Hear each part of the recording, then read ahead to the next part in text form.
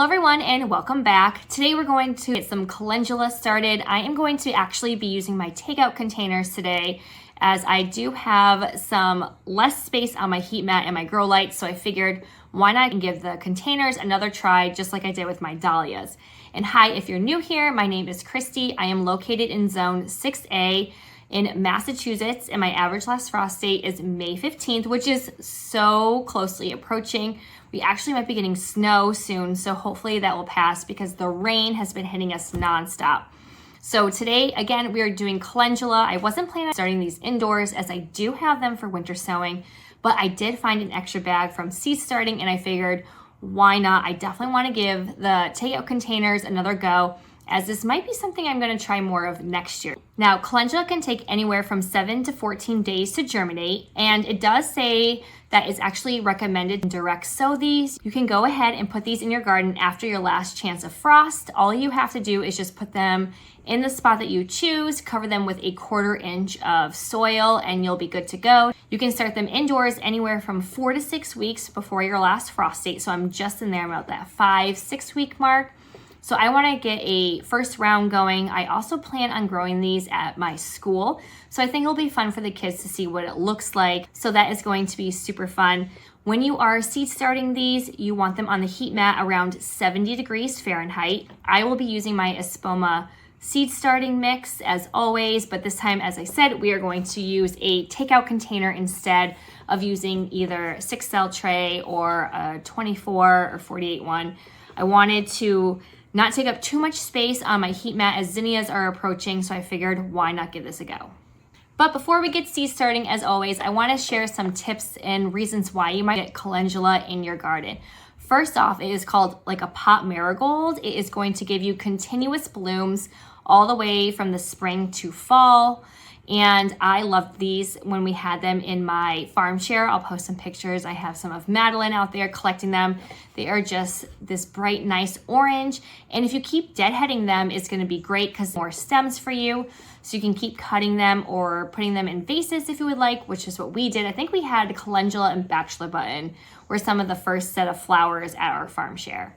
Calendula is also a pollinator magnet. It is going to bring in all those beneficial insects like the bees and the butterflies, and I definitely want to plant them in my garden beds with my tomatoes, squash, zucchini, and cucumbers. It will definitely help increase those pollination chances because my zucchini were slacking last year. I was doing a lot of hand pollinating if I could remember. I couldn't get the timing right before work or after work. So I'm hoping if I can get more flowers with my squash and zucchini, I might be giving them away to the neighbors like they always say, because last year I was maybe lucky if I had 5 of them. So definitely need those in my garden beds for those select vegetables. It is also easy to grow, I hear, so that is good for us beginner gardeners. It is going to be something that is low maintenance once you get it established. So fingers crossed, us beginner gardeners have some good luck with our calendula this year. Did you know that the petals are also edible with calendula? So you can go ahead and add them to teas if you like. I also saw that you could add them to your own lip balm or skincare products. That is something I kind of want to go ahead and dabble in maybe a few years down the line, is because I would love to use them. My hands get so dry and cut up during the school year because I wash them so much with all the germs that happen in preschool. So something like that I think would be great to try out. Also, calendula is a natural pest control. Those dang aphids, they're going to be, trying to get at your glorious vegetables. So definitely add calendula to your garden beds. Between that and the nasturtiums and the marigolds, I'm hoping that I can keep the pest control down this year. I hope that info is helpful for you if you're growing calendula for the first time. So now let's go ahead and get seed starting. All right, here we go. The fun part is seed starting. I have my seed starting mix right here. It is pre-moistened.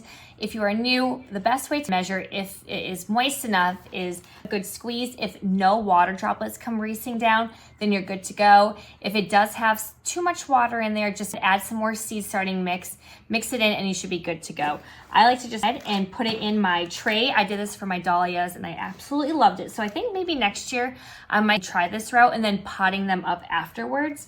So that way I'm not taking them off of the heat mats too early. It wasn't too bad every night and checking them for my dahlias and then potting them up quickly. It's actually fairly fast and it does save a lot of space on the heat mat.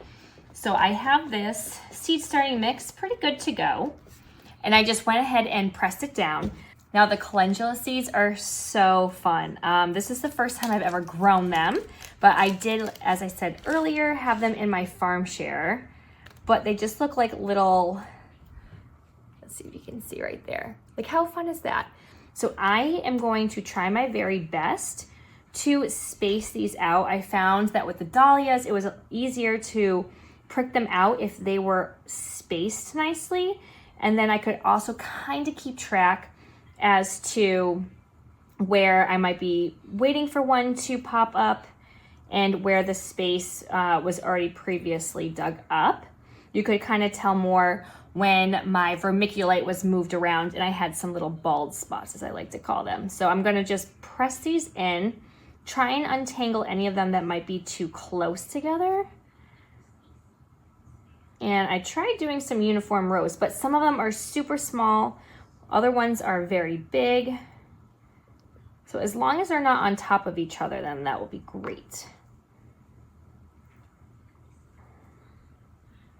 And I plan on planting all of these. I actually have some for my winter sowing jugs, so I'm super excited for those to pop out as well. All right, so we're gonna give it a good press, and then we're gonna cover it with a 1/4 inch of more seed starting mix. So as you can see, they're just scattered around, but hopefully none are really on top of each other.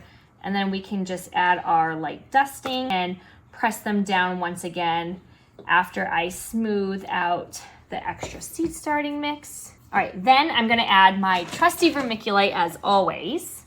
So we'll do a nice layer of that.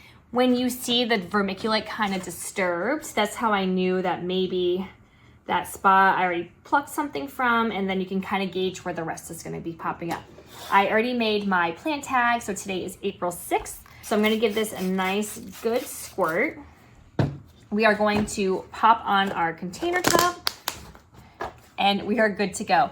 I think that this is just going to be a nice quick day of seed starting. I also have some lemon balm that I do afterwards, so definitely check out that video because I heard it repels mosquitoes. So our calendula is all set. We're going to put it on the heat mat at 70 degrees Fahrenheit, and it takes anywhere from 7 to 14 days for that to germinate. I kind of tend to see that it goes a little bit quicker with things, so definitely check on them daily. You do want to keep the moisture level going in this little greenhouse, so to speak. I check every morning, every night, and give it a little spritz with my spray bottle. That way it stays nice and moist for good germination results. And there you have it. We have calendula done in probably about 5 minutes or so. We are starting to get these a little bit more faster. Hopefully, after you see some of these videos, things are becoming a little bit second nature to you, and you can kind of understand how fast it is once you start knowing what you're doing. The process is super easy, and again, it's just going to be so much more easier, I think, starting them like this and not taking up too much space over on my heat mats or on my grow lights. So we have a lot to move out. I hope you found this helpful, and if you do, go ahead, click like and subscribe and hit that bell button. We have much more to come. Zinnias are coming, and I cannot wait to go ahead and get those started. And as always, thank you so much for watching, and I'll see you next time. Bye.